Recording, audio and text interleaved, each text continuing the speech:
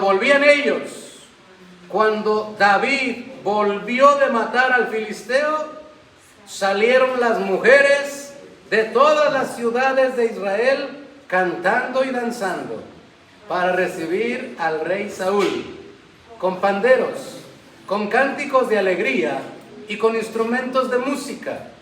Y cantaban las mujeres que danzaban y decían: Saúl hirió a sus 1000 y David a sus 10,000. Y se enojó Saúl en gran manera y le desagradó este dicho y dijo: a David dieron 10,000 y a mí 1000. No le falta más que el reino. Y desde aquel día Saúl no miró con buenos ojos a David. Aconteció al otro día que un espíritu malo de parte de Dios tomó a Saúl y él desvariaba en medio de la casa. David tocaba con su mano como los otros días y tenía Saúl la lanza en la mano. Y arrojó Saúl la lanza diciendo: enclavaré a David a la pared. Pero David lo evadió 2 veces. Hasta ahí dejamos la escritura. Ocupe su lugar, por favor. Muchas gracias. Vamos a meditar en este tema que le comenté el día jueves. Y el tema del día de hoy es: todo David necesita un Saúl. Vamos a reconocer, hermano, que en ocasiones como cristianos nos encontramos peleando una batalla que no vamos a ganar. Nos encontramos peleando batallas en donde nos encontramos contendiendo con todo lo que está externo a nuestro alrededor, pero estamos perdiendo la más importante, que es la batalla dentro de nuestro interno. Porque al enemigo le place ponernos trampas, porque al enemigo le place ponernos tentaciones para hacernos caer en la trampa y distraernos por un lado, pero golpearnos por el otro. Pero Dios tiene todas las cosas en control. Y antes de que el enemigo esté pensando en cumplir su propósito con nuestras vidas, Dios llama las cosas que no son como si fuesen, y Él sabe muy bien que nuestro fin va a ser obedecer su palabra, obedecer sus preceptos y terminar cumpliendo los mandamientos y los planes que Dios tiene. Porque eso se llama fe. Si usted pensara diferente, estaríamos dudando. Pero la fe nos llama a creer lo que todavía no sucede. Y yo le veo a usted en el cielo, eso es fe. Yo le veo a usted adorando al Señor y también veo a su familia, eso es fe. Y tengo que creerlo porque Dios lo puede hacer. Dios me llama a moverme en ese ámbito de la fe.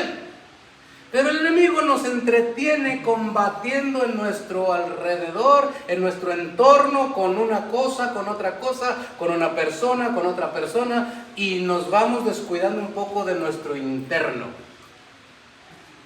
¿Se ha dado cuenta usted que hay gente que dice que es cristiana, pero no se le nota mucho el cristianismo? ¿Qué dice usted? Ellos creen que tienen la figura externa de un cristiano, pero su interno los está traicionando. Porque de su interior, dijo Cristo, del corazón salen las mentiras, salen los rencores, salen los odios. Y aunque yo pueda estar teniendo asistencia constante a una iglesia, de mi interior va a salir el testimonio que me dará validez o me estará calificando delante de los que me miran mi forma de vivir. Y el enemigo contento porque dice: yo hago que crean que son, y al final cuando los llamen a cuenta se van a dar la idea y las cuentas de que no son y van a ser descalificados. Y nos hace tratar de vivir una vida conformada a lo que está en nuestro entorno. Si yo logro hacer creer que todos los que están a mi alrededor entienden que soy cristiano, yo digo: ya la hice.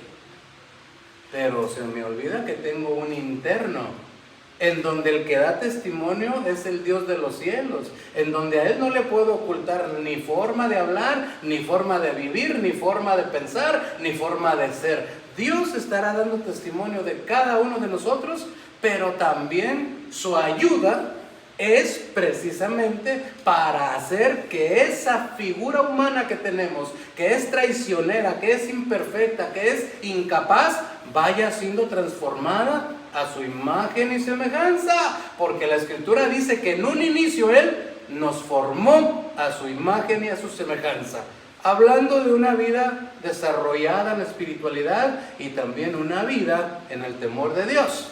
De manera que cuando yo diga que soy cristiano, Dios dará testimonio de la fidelidad, de mi forma de vida, de mi forma de hablar y de mi forma de ser, y todas las cosas estarán en armonía y Dios tendrá libertad de moverse, ya no esperando lo que dice la Escritura, como dijo el apóstol Pablo, esperando aún la creación, la manifestación gloriosa de los hijos de Dios. Ya no tendrán a qué esperarla, porque Dios dará testimonio de lo suyo. Cuando Dios está en algún ser humano, Dios hace lo que tiene que hacer. Pero la primera meta que Dios quiere hacer con un ser humano es transformarlo, es cambiarlo, es trasladarlo de las tinieblas a la luz admirable. Y eso es un proceso que muy pocos entendemos. Y cuando a nosotros nos empieza a ir mal, empezamos a tener muchos pensamientos que no son la verdad de lo que Dios está haciendo. Cuando yo comienzo a tener problemas, cuando comienzo a padecer, yo comienzo a pensar que Dios me abandonó. Cuando comienzan a aparecer los inconvenientes y tal vez las enfermedades, yo empiezo a pensar que Dios me ha descuidado y que el diablo me trae ganas. Bueno, que el diablo nos quiera hacer algo sí es verdad, pero que Dios se ha descuidado, eso en ninguna manera. Pero el ser humano puede ser propicio a pensar demasiadas cosas que no necesariamente son la verdad. Porque yo le quiero decir algo. La palabra dice claramente, el que comenzó la obra es fiel hasta terminarla. Y la obra en su vida, la obra en mi vida, no la comenzó el enemigo.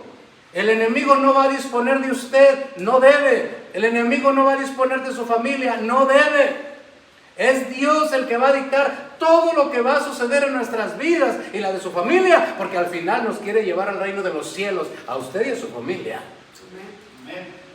De manera que los pensamientos nos pueden confundir, pero para eso es que le traigo este tema, para poder entender un poquito más a Dios, cómo es Él y cómo trabaja en nosotros. La Biblia dice que David tenía un corazón del agrado de Dios. Y si Cristo había enseñado que del corazón salen los malos pensamientos, salen las traiciones, salen los hurtos y sale todo pecado, entonces David tenía un corazón que no tenía eso. O que tal vez sí lo tuvo y Dios tuvo que quitárselo.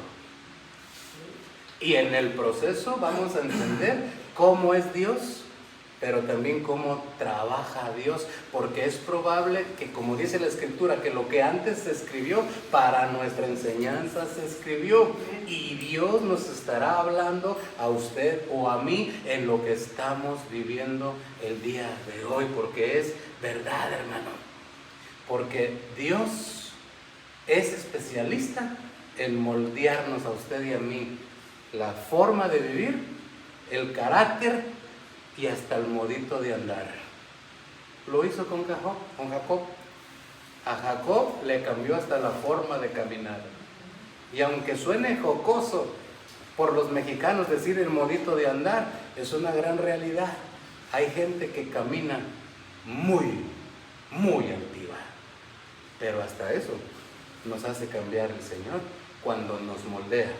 A Jeremías le dio una lección, en el capítulo 18 del profeta Jeremías, le dio una lección. Lo llevó el Señor a la casa del alfarero y le pidió que pusiera atención en cómo trabajaba el alfarero el barro, y le dijo, así también trabajo yo. Yo los voy moldeando, yo los voy forjando, yo les voy dando la figura. si algo se echara a perder porque ustedes intervienen o el enemigo mete su mano, y yo los deshago, pero los vuelvo a formar y siguen en mis manos. Nos está garantizando que el enemigo no nos va a conquistar. ¿Por qué? Porque le salimos carísimos, hermano. Porque somos la corona de su gloria, porque somos la niña de sus ojos, y Él no nos va a descuidar, solo nos va a forjar. Por eso es que eso de las ideas de que no le olvidamos y que ¿por qué me deja sufrir y que no tiene cuidado? Eso no es entender a Dios. Más bien hoy vamos a entender a Dios, y si lo logramos entender, vamos a saber que Él está forjando en usted y en mí una obra maestra. Y al final le vamos a agradecer, porque en un principio no entendíamos. Cuesta lágrimas, cuesta dolor, sufrimiento. ¿Y sabe por qué? Porque una persona que tiene el corazón del agrado de Dios es una persona calificada directa para ir al reino de los cielos. Porque de lo único que Dios tiene gran empuje y gran deseo que hagamos los seres humanos es de que le demos nuestro corazón. Lo dice su palabra: hijo mío, dame tu corazón. Si no me quieres dar diezmos, no me lo des. Si no me quieres dar ofrenda, no me la des. Lo que te pido, dame tu corazón. Y cuando nosotros le damos el corazón, porque ya hemos entendido, Él comienza a transformar, comienza a labrar, comienza a forjar la obra maestra que después termina en un glorioso hijo de Dios o en una gloriosa hija de Dios. No porque tenga gloria propia, sino porque la gloria de Dios es la imagen y semejanza. Dios logró darle la figura que Él deseaba, porque de otra manera la figura que tendríamos sería a la del traidor, a la del enemigo de Dios. Y usted sabe a quién me refiero. Pero el proceso más hermoso que Dios utiliza y menos entendido se llama injusticia. ¿Cómo, hermano? Sí. Aquí lo aplicó el Señor en esta vida de este hombre. Y era necesario que eso fuera así, porque hasta el Señor lo utilizó para moldear la obediencia en Él. Y esto yo sé que usted lo conoce y lo entiende, y tal vez hasta la cita bíblica me puede dar. Y esto, hermano, no es opcional. Si usted me pregunta: hermano, ¿y yo voy a tener que padecer injusticias? Yo le digo sí. Sí las va a padecer. De eso no nos vamos a escapar. Todo hijo o hija de Dios que desee agradar a Dios y llegar a ser alguien usado por Dios, va a padecer injusticia. Y ahorita se lo voy a demostrar con la palabra de Dios. El problema vendría a ser cómo responderíamos nosotros a esa injusticia. Si respondemos bien, logramos la imagen y semejanza de nuestro Señor, un corazón del agrado de Él. Si respondemos mal, logramos la imagen y semejanza del mismo pecador que usted y yo pasamos juzgando muchas veces en nuestro tiempo y en nuestra vida. Porque conocemos a alguien que es malvado, conocemos a alguien que es mentiroso, conocemos a alguien que no es fiel. Y cuando nosotros señaláramos a este tipo de personas, si Dios no logra su objetivo de hacernos cambiar por medio de la injusticia, entonces la figura que obtendríamos sería lo mismo que nosotros estaríamos juzgando, porque el Señor dice: no juzguéis para que no seáis juzgados. Pero vayamos empezando como el Señor desea que nosotros hagamos. La primera vez que el rey David estuvo en el palacio, no fue para gobernar. La primera vez que David, el pastorcito de ovejas, estuvo en el palacio, fue para servir. Lo llamaron porque el rey tenía un problema. La escritura dice que el Espíritu de Dios se había apartado de él y ahora un espíritu inmundo le atormentaba. A alguien se le ocurrió la gloriosa idea, porque Dios es el Dios de la alabanza, Dios es el Dios musical, Dios es el Dios que se mueve en medio de la alabanza de su pueblo. Y le recomendaron: ¿por qué no te buscas a alguien que ministre, que toque el arpa, para que cuando te venga el ataque del espíritu inmundo, tú descanses? Así lo hicieron, mandaron llamar a este joven, y el joven ya estaba ministrando. Venía el espíritu, atormentaba al rey, y el pastorcito tocaba. Venía la paz de Dios, y todo volvía a la normalidad. No llegó a gobernar el rey. No llegó: ya llegué y le voy a quitar el puesto a este que no sirve, mírenlo, hasta enchamucado está. No llegó así. Llegó buscando servir, llegó buscando agradar, y llegó buscando hacer para lo que lo habían llamado. Y ese es un principio bien hermoso dentro de las Escrituras. Cuando tú sirves primero, después Dios va a poner a otros que te sirvan a ti. Si tú no quieres servir primero, no te van a poder servir después a ti. Porque todo lo que el hombre siembra, todo viene del hebreo, todo lo que el hombre siembra, eso cosechará. El rey posterior al que estaba, usted sabe que iba a ser David, pero en ese momento no era rey, no tenía unción de rey, no tenía llamado de rey todavía, pero tenía que servir, y llegó a servir al rey. Estando en el palacio, comenzó a padecer. Ya leíamos en la introducción de la base bíblica que tomamos que él solamente se dispuso a servir al pueblo de Dios y al rey. Nadie quería enfrentar al gigante, y sale el jovencito y dice: yo lo enfrento. Pero él no le mandó a la gente que le cantara, él no le mandó a las jovencitas que salieran a la calle con pandero y con danza alegremente a decir: Saúl mató a 1000, pero David mató a 10,000. No los mandó, él no pidió eso. Dios lo levantó. Porque la palabra del Señor dice: yo honro a los que me honran. Y las cosas comenzaron a darse, pero cuando la obra de Dios comenzó a forjarse en la vida de David, comenzó la necesidad de tener un Saúl. ¿Cómo? ¿Por qué dice eso? Le voy a explicar por qué. Porque David pasó no sé cuánto tiempo, dice la escritura allí, sirviéndole al rey. Pero este joven era ignorado. Le servía al rey, le tocaba al rey, pero el rey ni su nombre conocía. ¿Cómo así? Sí, si usted lee el contexto de lo que dice la Biblia, David comenzó a padecer injusticias. David tenía los medios por parte de Dios de hacerle regresar la paz al rey, y el rey ni su nombre sabía. No se preocupó el rey de decir: bueno, ¿y quién es? ¿Cómo se llama este que Dios me lo proveyó para que me ayudara? No lo sabía.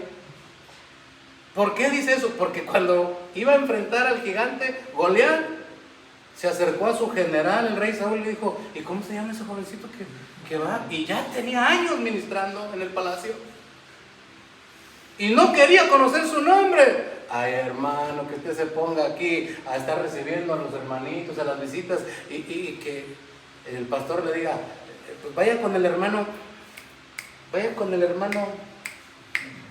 Oh, malagradecido, le sirvo y ni siquiera sabe cómo me llamo. Eso puede dañar a mucha gente. Ha dañado a mucha gente. Le regalé algo importante y ni siquiera sabe cómo me llamo. Y el Señor empezó a trabajar con David. Mire, era tan ignorado que a quien le tocaba para que obtuviera la paz, ni siquiera sabía cómo se llamaba. Cuando era la necesidad de estar peleando la batalla, pregunta al rey: ¿y cómo se llama? ¿Y de quién es hijo? Mire cómo trabaja Dios, primero haciéndonos pasar inadvertidos. ¿Quién será? No sé, ¿quién será? En estos días, precisamente el día de ayer, me acabo de encontrar una hermanita que tenía muchos años que no veía. Ella me pidió a mi esposa y a mí que fuéramos a orar por su niño que tenía insuficiencia renal y le querían hacer un trasplante de riñón y no encontraban y estaba a punto de morir. Fuimos, oramos por el niño y ya no supimos. Hubo separación de nosotros de la iglesia y nos perdimos en el tiempo y en el espacio. Nunca supe yo después de ella. El día de ayer la encontramos. Ella trabaja en un supermercado embolsando en paquetería. Y cuando nos vio le dio tanta alegría. Fue y nos saludó.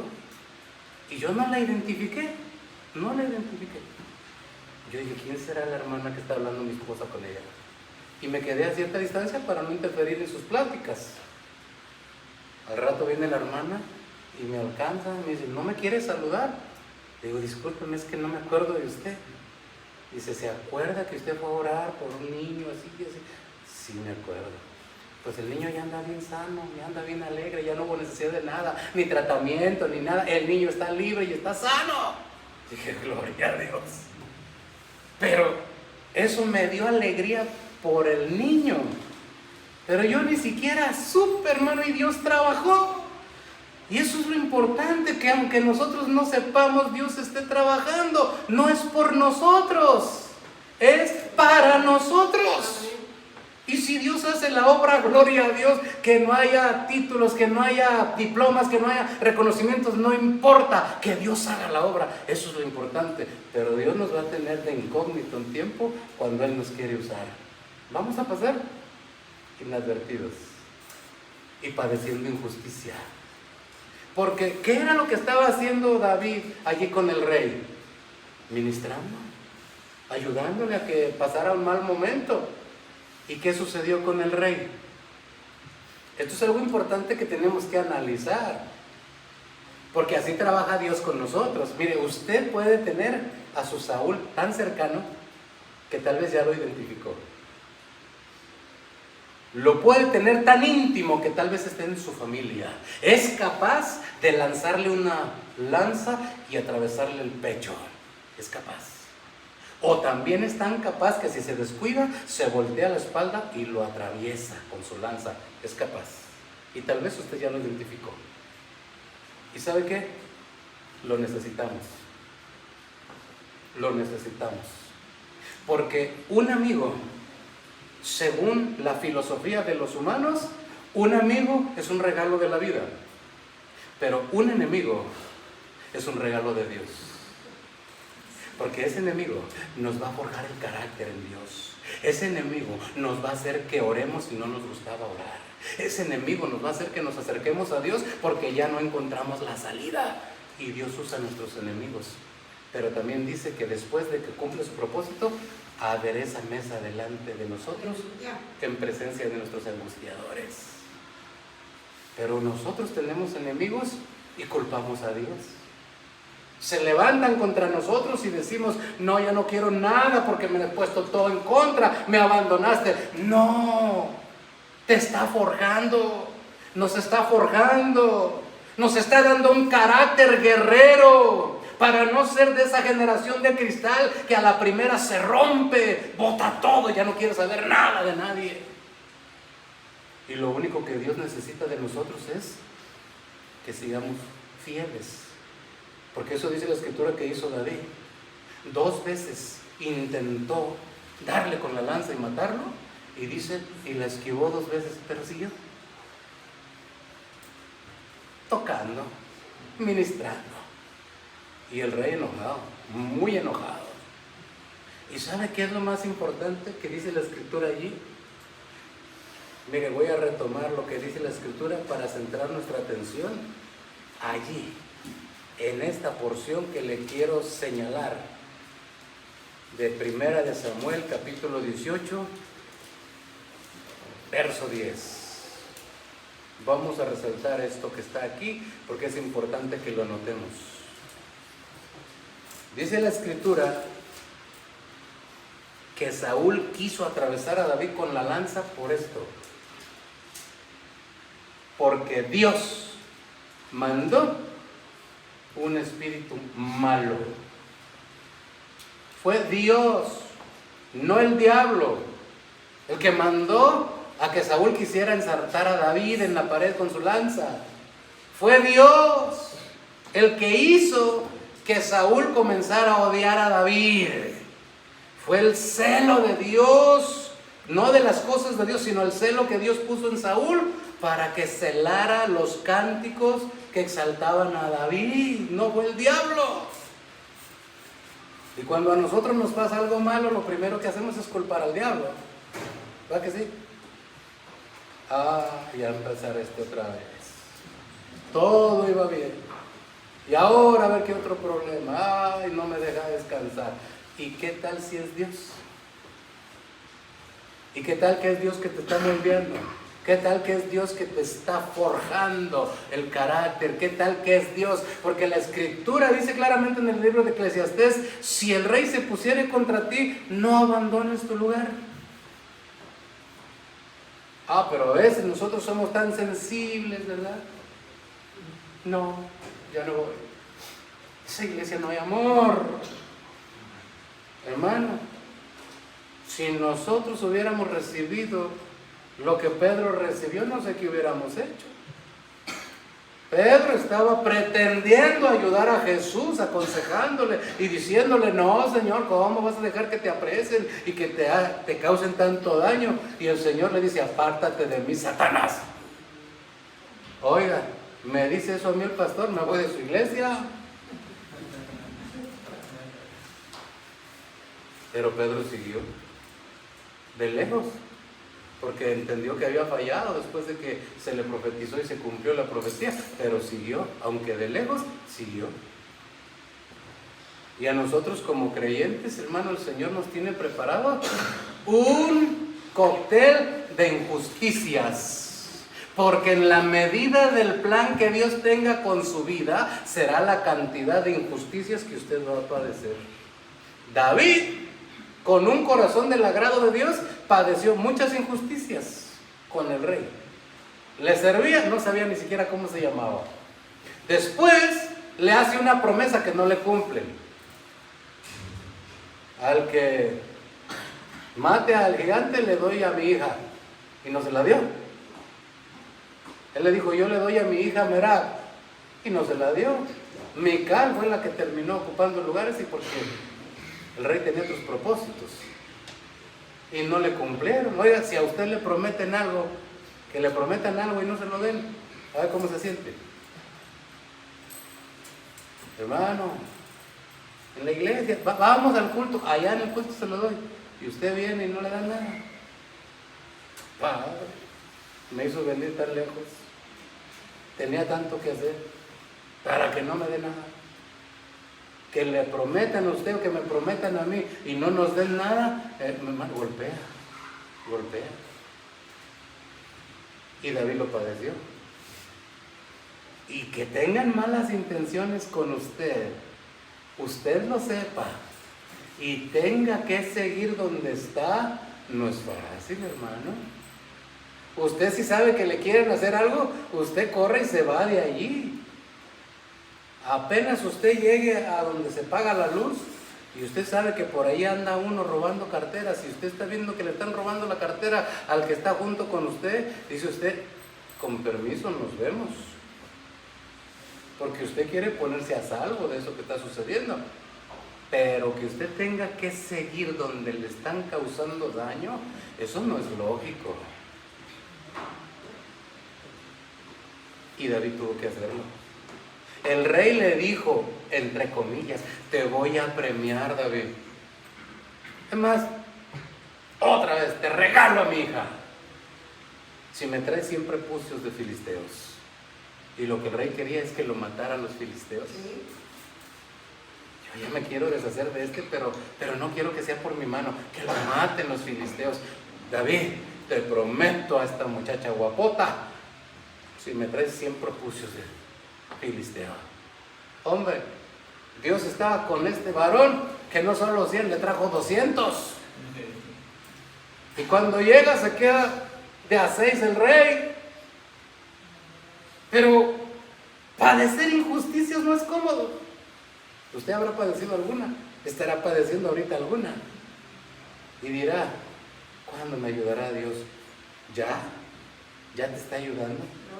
¿Ya nos está ayudando? porque lo está usando para forjar nuestro carácter. Porque estamos en la escuela de Cristo, en la escuela del dolor. Porque si la Biblia dice, mire lo que dice 2 de Crónicas 16:9, por favor. Si la Biblia dice que los ojos del Señor están puestos sobre nosotros para ver y calificarnos cuándo nos va a dar su poder, vamos a ver lo que opina de Jesús también. Miren lo que dice 2 de Crónicas 16:9. Porque los ojos de Jehová contemplan toda la tierra para mostrar su poder a favor de los que tienen un corazón perfecto para con Él. Miren, Dios va buscando trabajar con nuestro corazón. Cuando logra tener un corazón del agrado de Él, viene el poder de Dios, viene la gracia de Dios, viene lo sobrenatural de Dios, y la gente comienza a ver el Dios en nosotros. Eso le sucedió a David. En una ocasión Dios le dijo que saliera a pelear con unos merodeadores, y va David, se lleva a la gente, dejan a sus familias, le llegan por otro lado, matan a sus familias, se llevan a las mujeres. De regreso el pueblo lo quería matar, lo quería apedrear. Pero si yo obedecí, Señor. Sí, pero necesito trabajar algo contigo, David. Necesito trabajar tu angustia, tu sentido de resistencia, para ver qué tanto amor puedes tener para los tuyos. Toda la gente lo quería matar, dice que ya habían agarrado las piedras. Lo querían matar. Si Dios no lo saca de esa, nadie lo saca al hombre. Pero era el plan de Dios, no era la voluntad de los que lo querían apedrear. A Jesús también lo querían apedrear y se quedaron con las piedras en la mano, porque Jesús pasó en medio de ellos y no pudieron hacerle nada. Y David pasó sufriendo injusticias en el palacio años y años, y Dios no hacía nada. No sé cuánto tiempo tú y yo hemos estado padeciendo algo, y tú estás diciendo, Dios no hace nada. Sí está haciendo algo, te está forjando, nos está forjando. Y muy pronto te darás cuenta cómo las cosas ya no van a ser como antes, porque cuando Dios termina la obra es fiel para dar testimonio, porque Él es el que comienza todo y el que termina todo. Nada se le ha escapado, ni tu problema, ni tu necesidad, ni tu vida, ni toda injusticia que estés atravesando en estos momentos, porque lo necesitas. Todo David necesita su Saúl. Y tú y yo necesitamos un Saúl. Porque si no, entonces tendríamos que dudar de lo que dice la Escritura. Mira lo que dice Romanos 8:28.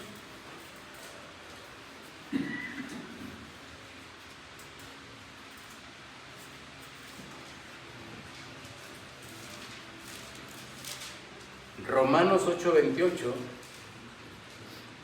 dice claramente, y sabemos. Es algo que está comprobado. Está hablando alguien que ya ha sido traicionado, alguien que ya ha padecido injusticia, como el apóstol, que sabe lo que está diciendo. No lo está haciendo un improvisado, alguien que apenas empezó en el cristianismo y no sabe de lo que habla, como yo. No, es el apóstol que sufrió traiciones, que sufrió también injusticias, y también lo apedrearon. A él sí lo apedrearon, y se levantó por la gracia de Dios a continuar haciendo la obra de Dios. Y dijo, sabemos que a los que aman a Dios, todas, ¿cuántas? Todas las cosas ayudan para bien. Esto es, a los que conforme a su propósito son llamados. Yo te pregunto, ¿tienes un propósito en Dios tú? ¿Tienes un propósito? ¿Sientes que hay un propósito para tu vida en Dios?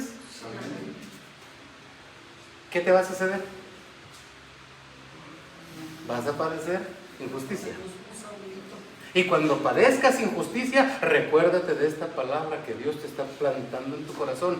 No dejes tu lugar, porque eso es necesario para tu crecimiento. Eso es necesario para que luego seas rey y gobiernes. Eso es necesario. para que Dios cumpla el propósito en tu vida, tú necesitas un Saúl. Porque, no, hermano, es que ahora sí van a saber con quién se metieron. No, hermano. Eso nos daría solamente la imagen del vengativo, del que traiciona, del que engaña, del que miente, que ese es el maligno. Pero cuando nosotros tenemos la obediencia y la resistencia a la palabra de Dios, nos vamos forjando cada día más a la imagen y la semejanza de nuestro Señor Jesucristo. Porque hasta Él le tocó tener que atravesar por este proceso. Y te lo demuestro con la Biblia. Mira lo que dice Hebreos 5, 7 y 8. Hebreos capítulo 5, verso 7 y verso 8.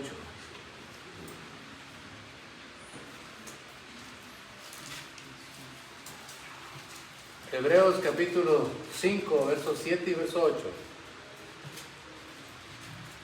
Amén. Mire lo que dice la palabra.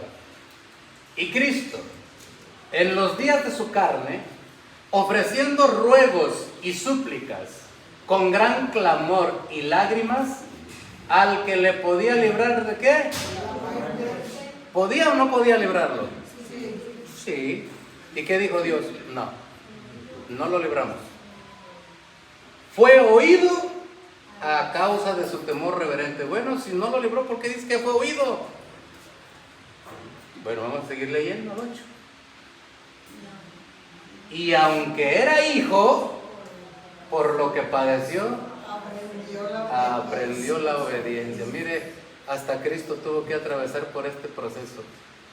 Lo ignoró su gente, lo ignoró su familia, padeció muchas injusticias. Le dijeron mentiroso cuando era la única verdad que existía, la verdad total y plena caminando sobre la tierra. Le dijeron mentiroso. Padeció injusticias, lo calumniaron, lo señalaron, le dijeron que era un malhechor, que era un rebelde, que era un revolucionario, que venía a destruir el orden implantado por los romanos. Y eso era mentira. Cristo lo dijo muchas veces: mi reino no es de este mundo. Yo no vengo a deshacer ejércitos humanos, yo vengo a romper cadenas y yugos espirituales y a ponerles el mío, porque mi yugo es fácil y ligera es mi carga. Pero la gente no le entendió, lo juzgó, lo calumnió y terminó pagando la mayor y más grande injusticia de la humanidad sobre el justo, sobre los injustos.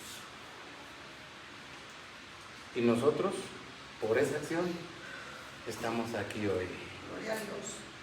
Dándole gracias y meditando en su gran obra, sabiendo que no nos ha desamparado, porque si Él, pudiendo haber sido librado, teniendo poder para hacerlo de otra manera, todavía sigue en el aire la pregunta diciendo esto: si lo podía hacer de otra manera, ¿por qué la cruz? Y un poquito medio puedo entender, porque si la cruz, siendo un castigo cruel, sanguinario y doloroso, aplicado al más inocente y al más justo, no logra conmover el corazón de un ser humano, nada, escúchalo, nada puede conmover nuestro corazón si no es ese tipo de sacrificio. Que alguien lo haya decidido hacer por mí para que yo no sea tocado ni siquiera en el más mínimo dolor, siendo yo culpable. Él quiso sufrirlo para que yo no lo sufriera. Si eso no quiebra mi corazón, nada lo podrá hacer. Nada. Pero gracias a Dios que lo que está sufriendo tú y yo, dice claramente el apóstol, no hemos padecido hasta la sangre. No nos han encerrado por creer en Cristo. No nos han azotado en una plaza pública. No nos han privado de que nuestros hijos vayan a la escuela. No nos han quitado el trabajo por creer en Cristo. Tú y yo tenemos una grande libertad todavía que disfrutar por su gracia. Y debemos de aprovecharla, pero mayormente agradecerla. Porque en otros lados ya no se puede. En otros lados ya está prohibido creer en Cristo y hablar de Cristo. Pero tú y yo todavía podemos. Hablemos de Cristo. Exaltemos el nombre, el poder y la palabra de Cristo por donde quiera que caminemos. Invitemos a la gente a que busque a Cristo, porque eso es lo que Dios estará haciendo en estos últimos tiempos, tocando corazones, porque estamos en los últimos tiempos donde dice el Señor que el tabernáculo de David sería vuelto a levantar para que el último de los gentiles busque al Señor. Y estamos en el tiempo. El último de los gentiles ya está en la lista de nuestro Dios. No sé si te tocará a ti, me tocará a mí, pero Dios tiene en la lista el último, para que se cierre la gracia, venga por su iglesia y nos vayamos a gozar con Él. Todo eso tenemos en expectativa tú y yo. Todavía se puede, porque nosotros tenemos a Cristo de nuestro lado. Todavía se puede. Lo que en otros lados no, aquí todavía sí. Aprovechémoslo, hermano. Démosle gracias a Dios y obedezcamos, porque eso es lo que nos va a dar la vida.